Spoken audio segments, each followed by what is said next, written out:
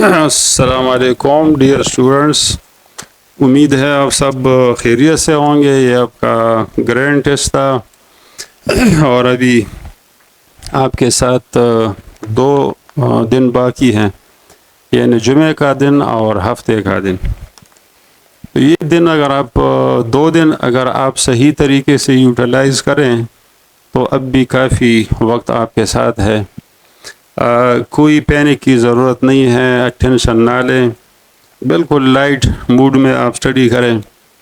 और टेस्ट में पास होना और फेल होना ये कोई इतनी बड़ी बात नहीं होती है। बहुत तकड़े लोग और बहुत मेहनती लोग कभी कभार बदकिस्मती से उनके मार्क्स कम आ जाते हैं।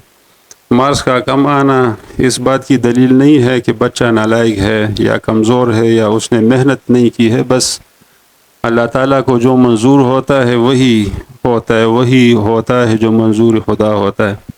इंसान जो चाहता है वो हमेशा उस तरह नहीं होता। जिस चीज़ में इंसान की भलाई होती है अल्लाह ताला उसी तरह फ़ैसला फरमाता है, और इंसान को चाहिए कि अल्लाह ताला के फ़ैसलों पर वो राज़ी हो।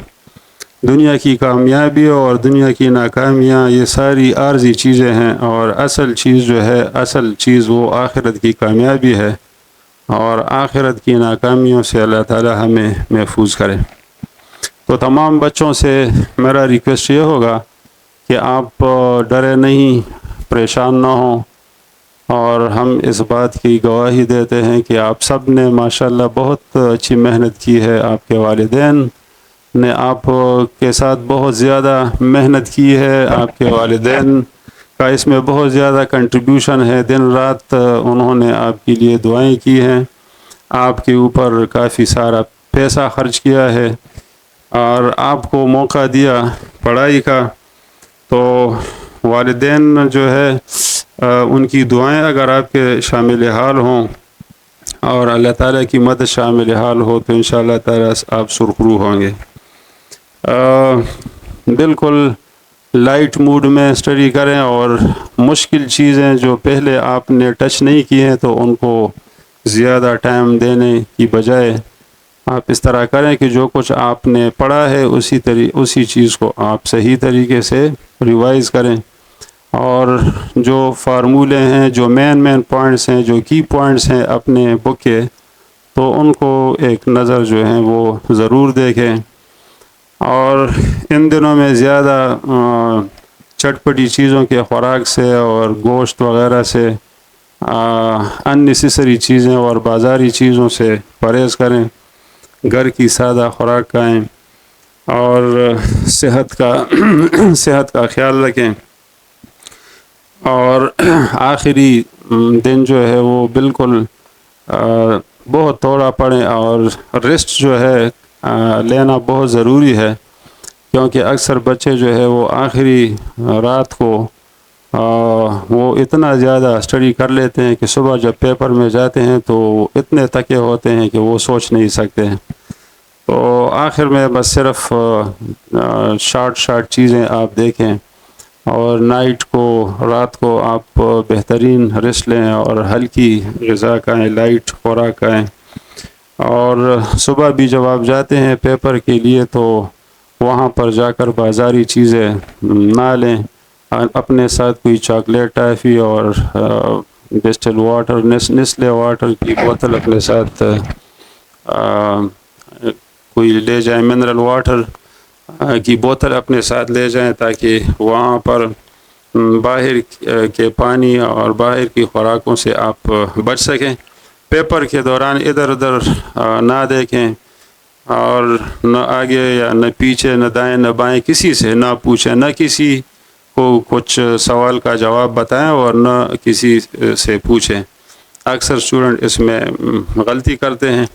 और ज़्यादा फोकस इन दिनों में आप ये करें कि आप अगर आपके साथ कोई प्रीवियस टेस्ट वगैरह हो या कोई मॉक टेस्ट आप डाउनलोड कर सकते हैं अपने मोबाइल से, तो आप कोई मॉक टेस्ट का प्रैक्टिस करें और देखें कि आप कितने वक्त में पेपर अटेम्प्ट करते हैं। सबसे पहले सबसे आसान क्वेश्चन सॉल्व करें, फिर थोड़े मॉडरेट, और आखिर में जो मुश्किल क्वेश्चन होते हैं तो उनको आप सॉल्व किया करें। और आखिर में अगर कुछ क्वेश्चन ऐसे रहते हैं जिनका आपको बिल्कुल पता ना हो तो फिर उसमें ऑप्शन नंबर बी सबमिट करें या ऑप्शन नंबर सी को ठीक करें। अगर बिल्कुल आप ब्लैंक हैं और आपको पता नहीं चलता है कि इसमें कौन सा जवाब दुरुस्त होगा। तो अब शुरू करते हैं। हमारी दुआएं भी आपके साथ होंगी इंशाल्लाह। आप सुरखरू होंगे, आप कामयाब होंगे। Question number 82, all of the following are characteristic feature of solubility product। देखिए solubility product उन salts के लिए हम इस्तेमाल करते हैं जिनकी solubility कम हो। तो वो सल्यूट या वो साल्ट जिनकी कंसंट्रेशन जो है आयंस की कंसंट्रेशन 0.1 से ज़्यादा हो, उनके लिए ये सॉल्युबिलिटी प्रोडक्ट हम मालूम नहीं करते हैं। तो ये स्पेयरिंगली सॉल्युबल साल्ट के लिए होता है। Which of the following halide ion is strongest Lewis base. आप देखें कि हाइड्रोजन आयोडाइड स्ट्रॉन्गेस्ट एसिड है और हाइड्रोजन फ्लोराइड सबसे वीकर एसिड है। तो ये इसका एसिडिक स्ट्रेंथ शो कर रहा है, लेकिन जो बेसिसिटी है या बेसिक स्ट्रेंथ तो वो उल्टा होगा। Fluoride is a stronger base than chloride then bromide and then iodide. तो इसमें ऑप्शन नंबर ए करेक्ट है। क्वेश्चन नंबर 84, आपका कैल्शियम फ्लोराइड जब आयनाइज होगा तो ये कैल्शियम आयन और 2 फ्लोराइड आयन देता है। अगर इसकी कंसंट्रेशन 1 होगी तो ये 1 और ये रेशो 2 बनेगा। अगर ये 2n to 10⁻⁻4 होगा तो ये 2n to 10⁻⁻4 होगा और इसकी कंसंट्रेशन 4n to 10⁻⁻4 होगी। अब इसका जो Ksp होगा that will be concentration of calcium and fluoride raised to the power 2, 2n to 10⁻⁻4 and to 4n to 10⁻⁻4 raised to the power 2. So it comes out to be 3.2 and to 10⁻⁻11। Option number ए इसमें correct है। Question number 85। Question number 85, ये देखें बेटा, इसमें जो rate determining step होता है तो वो स्लो स्टेप होता है। तो rate of reaction depends on those molecules on the concentration of those molecule which take part in the slow step. तो इसका जो रेट इक्वेशन होगा वो इस तरह होगा। Option number D is correct. Question number 86 में आप देखें, अगर आपके साथ ये रिएक्टेंट हैं और ये प्रोडक्ट हैं, ये एनर्जी डायग्राम है, potential energy diagram with respect to time हम ग्राफ ड्रा करते हैं। ये रिएक्टेंट है और ये प्रोडक्ट है। तो जब प्रोडक्ट की एनर्जी रिएक्टेंट से ज़्यादा हो तो ऐसा रिएक्शन एंडोथर्मिक होगा। तो इसमें option number B is correct. Option number B is correct. Question number 87, which one of the following statement is incorrect about ester? तो एस्टर जो है उनका फ्रूटी स्मेल होता है, कार्बोक्सिलिक एसिड अल्कोहल से बनते हैं और acid are use artificial flavour. लेकिन इसमें जो सी ऑप्शन है कि एस्टर जो है वो हम कार्बोक्सिलिक एसिड और अमोनिया से बनाते हैं, तो ये गलत है। अमोनिया और कार्बोक्सिलिक एसिड के मिलाप से एमाइड बनते हैं। तो इसमें ऑप्शन नंबर 87 में option number C is correct. Question number next, which statement is correct for KC? तो केसी की कभी यूनिट होगा कभी नहीं होगा, depending upon the number of moles and product. और ये याद रखें कि केसी जो है ना, ये असल में प्रोडक्ट के इक्विलिब्रियम कंसंट्रेशन और रिएक्टेंट के इक्विलिब्रियम कंसंट्रेशन के रेशो के बराबर होता है। तो Kc की वैल्यू इनिशियल कंसंट्रेशन पर डिपेंड नहीं करती है, but it is the ratio of the final concentration of the product and reactant. तो ये बात ठीक है। और डेल्टा H के साथ भी Kc की वैल्यू जो है it is also associated with the delta H value. आमतौर पर जो एक्सोथर्मिक रिएक्शन होते हैं उसमें प्रोडक्ट ज़्यादा स्टेबल होते हैं रिएक्टेंट से, और ऐसे रिएक्शन की Kc वैल्यू ज़्यादा होती है आमतौर पर। तो all of the above are correct. 88 में option number D is correct. Question number 89, which one of the following is speeded up by increasing the temperature? तो ये याद रखें कि चाहे रिएक्शन एंडोथर्मिक हो या एक्सोथर्मिक हो, टेम्परेचर बढ़ाने से दोनों का स्पीड ज़्यादा होगा। क्वेश्चन नंबर 90, विच वन, जब हम ब्राइन की इलेक्ट्रोलिसिस करते हैं तो ब्राइन में क्या होता है? We have sodium ion, we have chloride ion, we have water. ये हमारे पास एनोड है, ये कैथोड है। एनोड पर क्लोराइड आयन जाकर क्लोरीन गैस बनाते हैं, कैथोड पर वाटर रिड्यूस होगा, कैथोड पर सोडियम रिड्यूस नहीं होगा बल्कि वाटर रिड्यूस होगा। तो वाटर के दो मॉलिक्यूल के साथ दो इलेक्ट्रॉन मिलते हैं तो इसे हाइड्रोक्साइड और हाइड्रोजन गैस बनता है ब्राइन के केस में। तो एक हमारे साथ हाइड्रोजन और दूसरा क्लोरीन बन जाता है। Option number B is correct.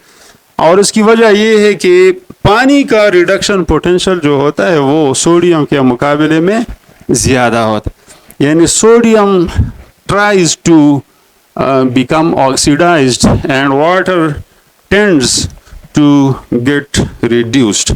Question number 91 में आप अगर देखें आयोडाइड आयन है और प्लस MnO4 - 1 है, तो ये कन्वर्ट होता है IO नेगेटिव में और MnO2 में। ये +4 स्टेट, ये +7 स्टेट, +7 स्टेट से जाता है +4 स्टेट में।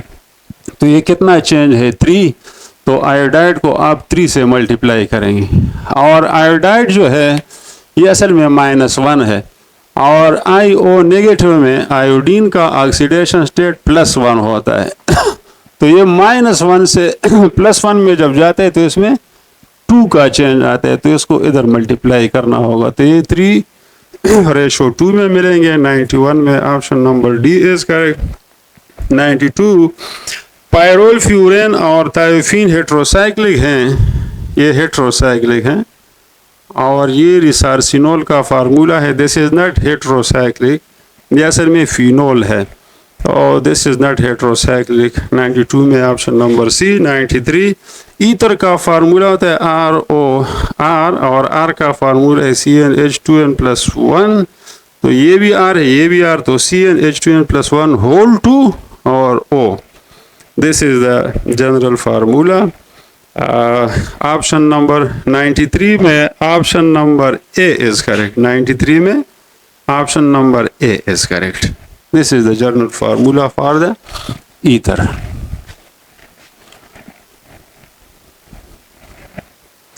Question number 94. Ethene is prepared from chloroethene by dehydrohalogenation. This is quite easy question. ये elimination reaction की example है। ब्यूट 2 आयन ये symmetric alkyne है, symmetric, ट्रिपल बॉन्ड से इस तरफ भी 2 कार्बन है और इस तरफ भी 2। तो जब हम इसकी ओजोनालिसिस करते हैं तो both of these fragments they get oxidized into acetic acid। तो इससे एक ही प्रोडक्ट बनेगा लेकिन उसके 2 मॉलिक्यूल बनेंगे, तो एसिटिक एसिड इससे बनेगा। 95 में option number B is correct. 96, which product is produce on nitration of bromophenol? यहाँ पर ब्रोमीन ग्रुप है, तो जब हम इसकी नाइट्रेशन करते हैं, ब्रोमो ग्रुप जो है ये आर्थो पैरा डायरेक्टिंग है, तो आपका जो नाइट्रो ग्रुप होगा वो इधर अटैच होगा। This is carbon 1, this is carbon number 2, तो 1 ब्रोमो 2 नाइट्रो बेंजीन बनेगा। 96 में option number C is correct. Question number 97, हमारे पास कुछ ग्रुप एक्टिवेटर ग्रुप होते हैं, कुछ डी एक्टिवेटर होते हैं, फिर एक्टिवेटर में स्ट्रांग और मॉडरेट और वीक एक्टिवेटर होते हैं और डी एक्टिवेटिंग में मॉडरेट, स्ट्रांग और वीक होते हैं। तो ये जो ऑप्शन नंबर ए है RC+ONH, यानी अगर बेंजीन के साथ ये ग्रुप अटैच हो, दिस वन, तो this group is a moderate. असल में अगर यहाँ पर ये ग्रुप नहीं होगा तो ये फिर फेयरली एक्टिवेटिंग ग्रुप होता है, ये इलेक्ट्रॉन पेयर डोनेट करता है। लेकिन साथ साथ चूँकि carbonyl group electron withdrawing group है तो इसकी जो एक्टिविटी है वो थोड़ी कम हो जाती है। तो ये एक्टिवेटर है लेकिन वीक एक्टिवेटर है, मॉडरेट एक्टिवेटर है। और क्लोरीन जो है ये वीकली डी एक्टिवेटिंग ग्रुप है। NH2 is a strong activating group, NO2 is strong D activating group. आपके बुक में एक टेबल गिवन है, आप उस टेबल से याद कर सकते हैं। 98 which not nucleophile, nucleophile is electron pair donor. तो aluminium chloride is electron deficient, ये इलेक्ट्रॉन पेयर डोनर नहीं है तो ये न्यूक्लियोफाइल नहीं है। एल्यूमिनियम क्लोराइड असल में इलेक्ट्रोफाइल है, it is electron deficient. Question number 90, question number 99 the propionic acid, देखें प्रोपनोइक एसिड इसका आयुपेक नाम है, प्रोपियानिक एसिड इसका कॉमन नेम है। आप इसमें कार्बन गिने, टोटल कार्बन कितने हैं? 3 हैं। अब देखो आपके साथ कार्बन डाइऑक्साइड है और इधर आपके साथ ग्रिग्नार्ड रिएजेंट मिल रहा है, तो यहाँ पर टोटल कार्बन 3 है। तो एक कार्बन इधर से आएगा कार्बन डाइऑक्साइड से, तो अल्काइल ग्रुप में 2 कार्बन का होना ज़रूरी है। तो 2 + 1 make 3। So the starting alkyl halide will be propionic by ethyl magnesium bromide, ethyl magnesium bromide plus carbon dioxide. तो 2 कार्बन ये और 1 ये होगी, तो टोटल इसे 3 कार्बन। तो कार्बन डाइऑक्साइड इसके साथ रिएक्ट करता है। Grignard reagent on reaction with carbon dioxide produces carboxylic acid. Question number 99 में option number D is correct. Question number 100, ketone is produce the reduced product of dash with Grignard reagent। ये याद रखें कि carboxylic acid का जो chapter है ना उसमें नाइट्राइल एक टॉपिक है, दिस इज एसिड डिराइवेड। तो इसकी जब हम ग्रिग्नार्ड रिएजेंट के साथ रिएक्शन करते हैं तो इससे कीटोन बनता है। आपके बुक से ये क्वेश्चन दिया गया है, आप उसको देख सकते हैं। अगर डिटेल और मैकेनिज्म वगैरह आप उसकी ज़रूरत नहीं है, सिर्फ आप प्रोडक्ट पहचानें कि किस रिएक्शन में कौन सा प्रोडक्ट बनता है, तो 100 में बी जवाब ठीक है। Alkane nitrile, this is alkane nitrile. For example this compound is called ethane nitrile. Question number 100, ketone, अच्छा 101, question number 101, the kettle is use in the hydrohalogenation, halogenation नहीं, हाइड्रो हेलोजिनेशन ऑफ अल्कोहल। तो देखें आप जब alcohol लेते हैं और इसके साथ HX मिलाते हैं तो हम इसके साथ जिंक क्लोराइड कैटलिस्ट मिलाते हैं, you get alkyl halide and you get water. Specially जब ये HCl होगा तो यहाँ पर कैटलिस्ट की ज़रूरत पड़ती है। अगर HBr या HI है तो उसका बॉन्ड वीक होता है, वहाँ पर कैटलिस्ट की ज़रूरत नहीं होती। और HCl और जिंक क्लोराइड का मिक्सचर जो है इसको हम ल्यूकस रिएजेंट कहते हैं, which is use for the identification of primary secondary and tertiary alkyl halide. Question number 102, phenol जो है अगर आप इसकी ब्रोमिनेशन करें और आप एक्वियस मीडियम यानी वाटर में, तो water is a good solvent, polar solvent है, तो यहाँ पर मानो सब्स्टिट्यूशन नहीं होगा बल्कि पॉली सब्स्टिट्यूशन होगा। ये 1 2 3 4 5 6 2 4 6 ट्राइब्रोमो फिनोल, और you will get a white precipitate. यही रिएक्शन जो है फिनोल के साथ अगर आप ब्रोमीन वाटर मिलाते हैं वाइट PPT बनाता है। तो ये फिनोल के आइडेंटिफिकेशन के लिए हम ये टेस्ट यूज़ करते हैं। अल्कोहल ये रिएक्शन नहीं करता है। 103, the nucleophilic addition of aldehyde is carried out in, आमतौर पर अल्डिहाइड और कीटोन के जो न्यूक्लियोफिलिक एडिशन रिएक्शन होते हैं, इसमें आप एसिड भी यूज़ कर सकते हैं, बेस भी यूज़ कर सकते हैं, लेकिन मेनली हम बेस एसिड इस वजह से यूज़ करते हैं कि एसिड के अंदर एल्डिहाइड और कीटोन जो है दे आर स्टेबल। बेस के अंदर aldehyde and ketone they will undergo undesired reaction, जिस तरह अल्डोल कंडेंसेशन है या किनेज़ारो रिएक्शन है, तो अननेसेसरी रिएक्शन फिर उसमें होते हैं।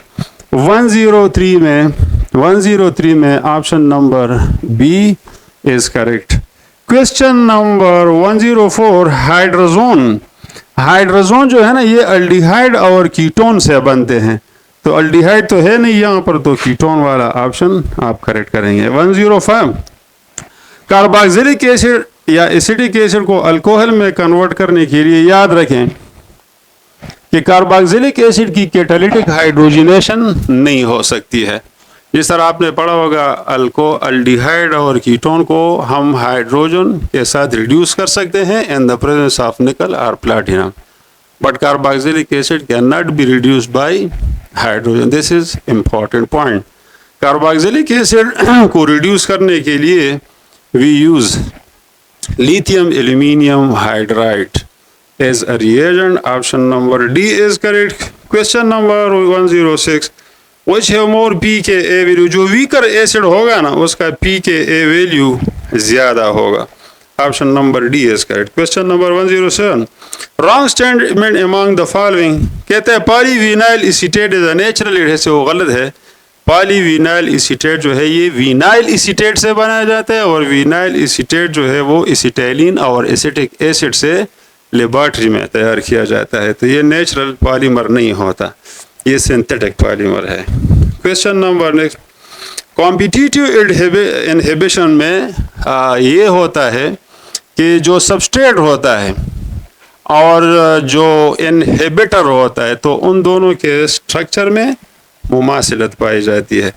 तो जो एंजाइम होता है उसके साथ सबस्ट्रेट के मॉलिक्यूल भी मिल जाते हैं और इनहिबिटर के मॉलिक्यूल भी मिल जाते हैं, क्योंकि जो एक्टिव साइड होता है that can not differentiate between the substrate molecule and between the inhibitor because they have common structure.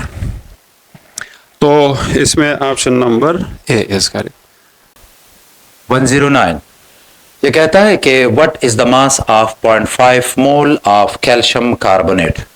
Stoichiometry से ये क्वेश्चन है। स्टोइकोमेट्री में 3 इक्वेशंस आपने याद रखनी है कि पार्टिकल का मास जो होता है, ये 4 इक्वेशन है। पूरी स्टोइकोमेट्री के जो एमसीक्यूज होंगे वो इन 4 पे होंगे, तो मैं इनको लिख रहा हूं। सो गौर से देखिएगा कि मास प्रोपोर्शनल है मोल्स के, लेकिन जब मोल 1 होगा तो मास मोलर मास के बराबर है। एक ये फार्मूला आपके पास आता है, और इससे फिर अगर आप मोल वगैरह मालूम करते हैं तो इस तरह होगा, मास बाय मोलर मास।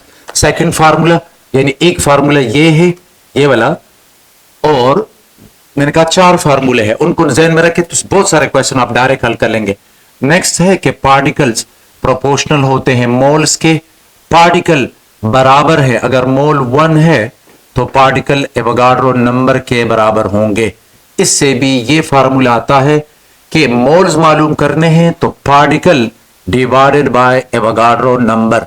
जरा इसका ख्याल रखें, ऐसा ना हो कि वो आपको कहें कि 2 एटम है तो ये कितने मोल्स के बराबर है, तो जरा आप इधर 2 लगा ले, डिवाइडेड बाय Na, या कभी कभार लेट से वो यूं कर देगा 2 मोल है डिवाइडेड बाय Na, तो ये Na का इनवर्स आ जाएगा। मतलब यह है कि क्वेश्चन किसी भी एंगल से पूछा जाए आपको स्ट्रेस लेने की जरूरत नहीं है, बस आप ये फार्मूले ज़हन में रखें। अच्छा, और आखिरी जो फार्मूला है तो वो है वॉल्यूम का, कि वॉल्यूम प्रोपोर्शनल होता है मोल्स के। वॉल्यूम अगर मोल 1 है तो वॉल्यूम मोलर वॉल्यूम के बराबर होगा 22.4, और इससे भी आपके पास ये मोल्स आते हैं, और ये है volume by molar volume, molar volume. जैसे इस पे सिंपल क्वेश्चन दे देगा कि 1 लीटर आपके पास एक गैस है, हाइड्रोजन है 1 लीटर, तो ये कितने मोल के बराबर है, तो वहां पे आंसर सिर्फ वो होगा 1 बाय 22.4। तो इस तरह के क्वेश्चंस हैं, मेंटली तैयार रहें। ये हमारे पास हो गया है। और चौथा फार्मूला जो है तो वो थ्योरेटिकल लील एक्चुअल लील वाला है, परसेंट यील्ड वाला आखिर ये फार्मूला है। तो ये 4 फार्मूले हैं। परसेंट यील्ड बराबर है, ये है थियोरेटिकल यील्ड, एक्चुअल यील्ड और मल्टीप्लाइड बाय 100। तो इस चैप्टर के ये टोटल के 4 फार्मूले हैं। और फिर आप समझते हैं ये क्वेश्चन डिफिकल्ट है, कोई डिफिकल्ट नहीं है।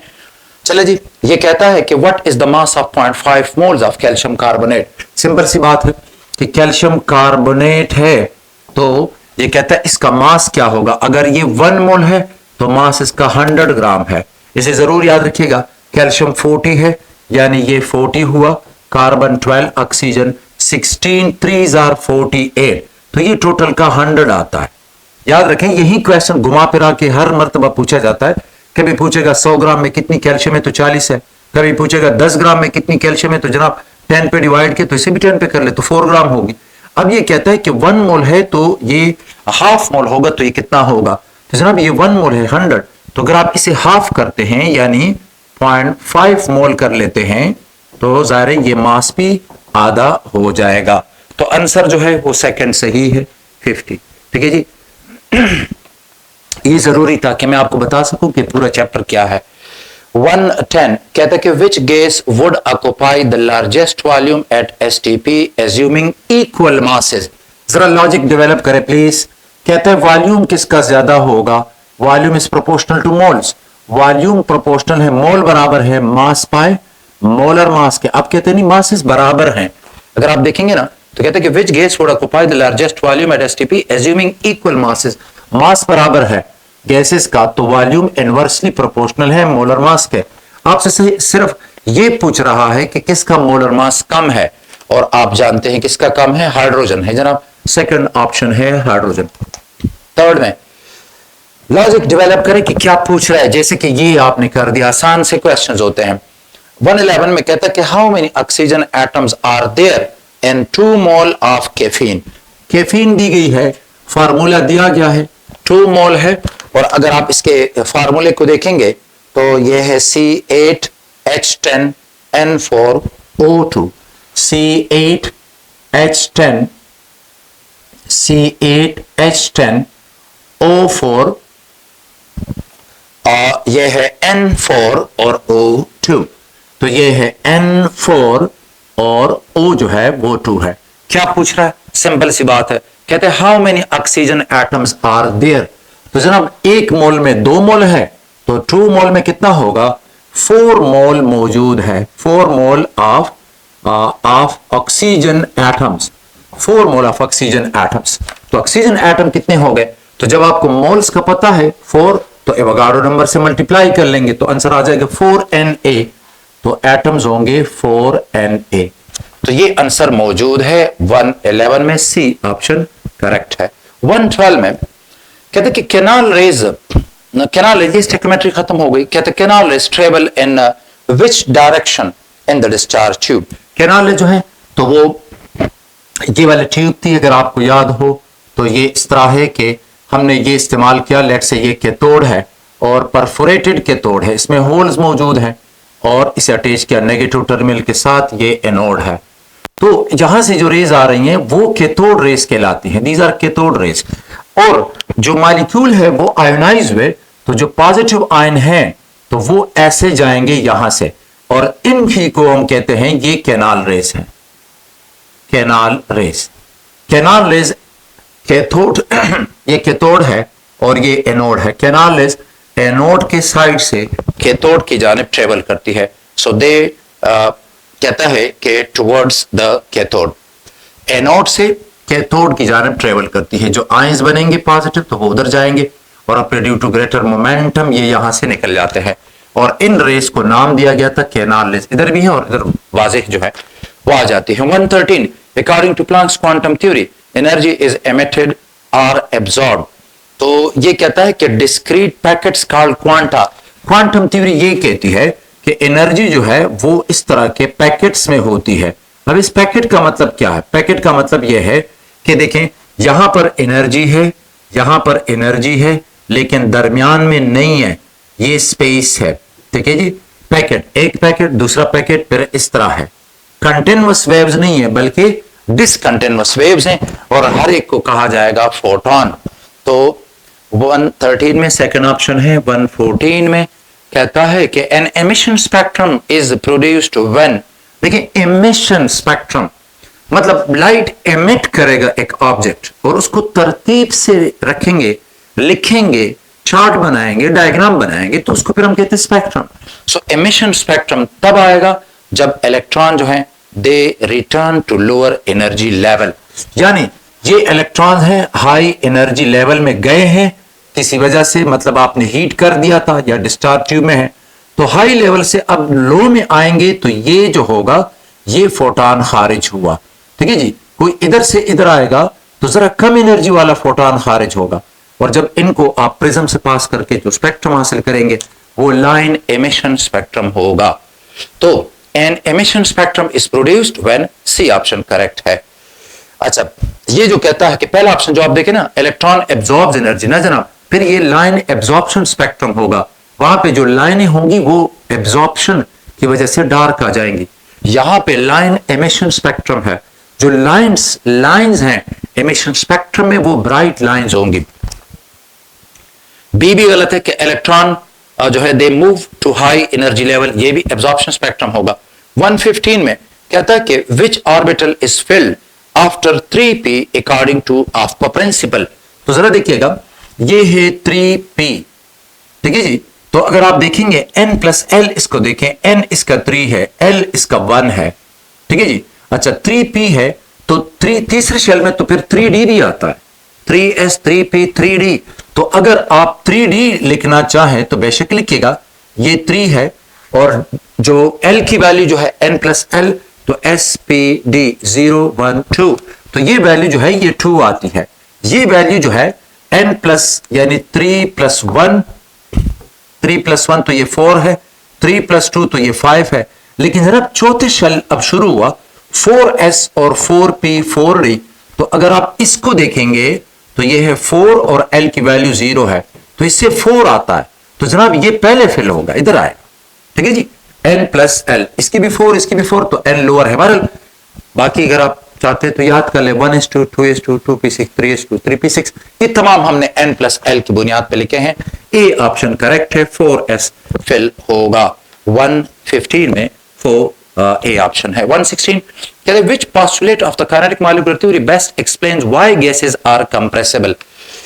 काइनेटिक मॉलिक्यूलर थ्योरी ने कहा था कि गैस के मॉलिक्यूल का जो एक्चुअल साइज है वो नेग्लिजिबल है और गैस के मॉलिक्यूल वाइडली जो है वो सेपरेटेड है एक दूसरे से।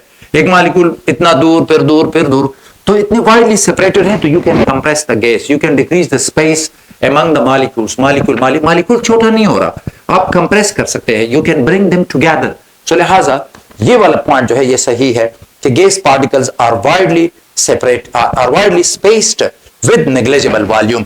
मतलब अगर कंटेनर है तो इस तरह है कि इतना लंबा बड़ा कंटेनर है बहुत साइज का, और यहां पे मॉलिक्यूल मौजूद है। आगे जाइएगा तो ये कहता है कि नेक्स्ट जो क्वेश्चन है, absolute zero on the Kelvin scale corresponds to what temperature. तो जनाब याद करने वाली बात है -273.15 डिग्री सेंटीग्रेड। 117 में बी ऑप्शन है और 118 में कहते हैं कि which gas would show the greatest deviation from ideal behaviour at low temperature. अब ये जो गैसेस हैं तो ये तमाम जो है ये यहां पर जो दिया गया है ये सारे नॉन पोलर है। अगर पोलर होता, इनमें कोई गैस पोलर होती तो मैं कह रहा था कि भाई ये सबसे ज्यादा डिविएशन जो है वो शो करेगा, लेकिन अब चूंकि सारी नॉन पोलर हैं तो वो ज्यादा डिविएशन शो करेगा जिसका मोलर मास ज्यादा है, मतलब जिसमें इलेक्ट्रॉन ज्यादा है। यानी इस तरह जहां पे जो आपको आंसर दिए गए हैं तो जनाब ये है, इसमें अगर आप देखेंगे तो हीलियम है, हाइड्रोजन है, मीथेन है, कार्बन डाइऑक्साइड है। कार्बन डाइऑक्साइड का मोलर मास सबसे ज्यादा है 44, और इसमें इलेक्ट्रॉन भी सबसे ज्यादा है, कार्बन के हो गए 6 इलेक्ट्रॉन और CO2 है। तो अगर आप ये लेते हैं मिसाल के तौर पे मीथेन, तो इसके इलेक्ट्रॉन 6 इलेक्ट्रॉन 4 इसके, तो ये टोटल के 10 है। लेकिन अगर आप CO2 ले लेंगे तो इसके इलेक्ट्रॉन है 6 और ऑक्सीजन के 8 और 8, तो 16 हो गए। तो ये इलेक्ट्रॉन जो है वो ज्यादा है, तो लिहाजा लंदन फोर्सेस ज्यादा होंगी इसमें और ये ज्यादा डिविएशन शो करेगा। डिविएशन के लिए दो बुनियादी बातें हैं, मॉलिक्यूलर साइज और intermolecular forces.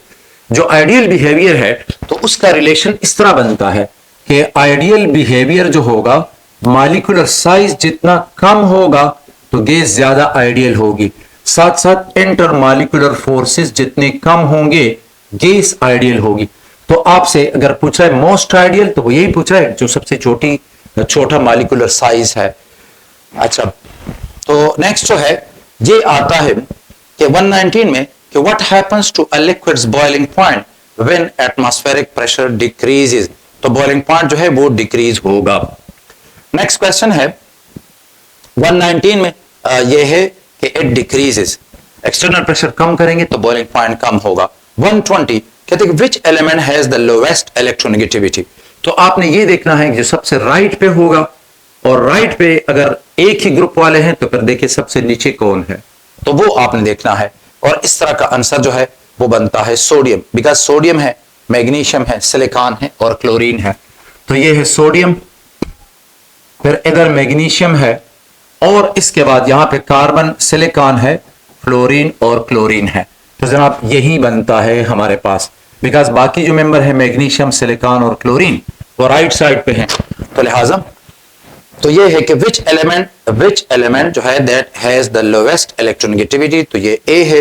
Which of the following alkali metal forms normal oxide upon reaction with, normal oxide वो बनाएगा जिसका सबसे एटॉमिक साइज जो है वो सबसे कम होगा, और इस केस में वो लिथियम है। 121 में ए ऑप्शन सही है, 121 में ए ऑप्शन। 122 कहते हैं कि which of the following oxides is amphoteric, तो जनाब यहां पे sodium oxide, magnesium oxide, beryllium oxide और सिलिका है। सो बेरिलियम ऑक्साइड एम्फोटेरिक है। ये चंद एक ऑक्साइड्स हैं, आपने याद रखने हैं। बेरिलियम ऑक्साइड एम्फोटेरिक है, एल्यूमिनियम ऑक्साइड एम्फोटेरिक है, फिर कार्बन के ग्रुप में सिलिकॉन के बाद जितने भी हैं जर्मेनियम, टिन और लेड, उनके ऑक्साइड्स एम्फोटेरिक होते हैं। कहते हैं कि विच कंपाउंड इज, तो 122 में सी ऑप्शन करेक्ट है। 123 कहते हैं कि which compound is formed when silicon reacts with chlorine, तो सिलिकॉन जो है तो वो एक्चुअली टेट्रावैलेंट है। तो जब सिलिकॉन का क्लोरीन के साथ बॉन्ड बनेगा तो प्रोडक्ट बनता है सिलिकॉन टेट्राफ्लोराइड, ये आएगा। अच्छा, थर्ड लास्ट क्वेश्चन कहता है कि which of the following D block element has a completely filled D subshell in its ground state, D subshell जो है ग्राउंड स्टेट में कंप्लीट है। किसका, तो वो चंद एक एलिमेंट है पीरियोडिक टेबल में। एक तो कॉपर है, कॉपर का है 4s1 और 3d10। एक कॉपर के बाद जिंक है, तो ये है 4s2 और 3d10। फिर जिंक के बाद कैडमियम वगैरह वो लोग हैं। तो ये चंद एक एलिमेंट बनते हैं। तो जरा सेकंड ऑप्शन है 125 में, फिर ये कहते हैं कि क्रोमियम की the electronic configuration of chromium. So देखिएगा क्रोमियम ये है, एटॉमिक नंबर है 24, तो इसकी जो कॉन्फ़िगरेशन आती है वो है 4s2 3d4 आप डालेंगे, लेकिन s से एक इलेक्ट्रॉन वहां पे जाता है, तो ये 4s1 3d5 जो है ये कॉन्फ़िगरेशन आती है। आखिरी क्वेश्चन है सब्सटेंसेस, यानी 125 में ये जो ऑप्शन है सेकंड ये करेक्ट है, यानी आर्गन और फिर 4s1 3d5। 126 कहते हैं substances having same crystalline structure, तो जनाब आइसोमॉर्फ कहलाते हैं जिनका सेम स्ट्रक्चर होता है। ये है ऑप्शन 126 में ए ऑप्शन करेक्ट है। Thank you. कामयाबियाँ अता करें। इम्पॉर्टेंट चीज़ आपकी सेहत है, सबसे पहले नंबर पर ईमान, दूसरे नंबर पर सेहत, उसके बाद फिर बाकी चीज़ें। और कुछ इन चीज़ों को ज़्यादा सीरियस ना लें और अल्लाह ताला पर भरोसा रखें। वालिदैन से गुजारिश है कि वो अपने बच्चों को प्रेशराइज़ ना करें, न उनको ज़्यादा टेंशन दें। जो उनकी किस्मत में होगा इंशाअल्लाह अच्छा होगा। अल्लाह ताला उनके मुस्तकबिल में और उनकी उम्रों में बरकत डाले। Thank you very much.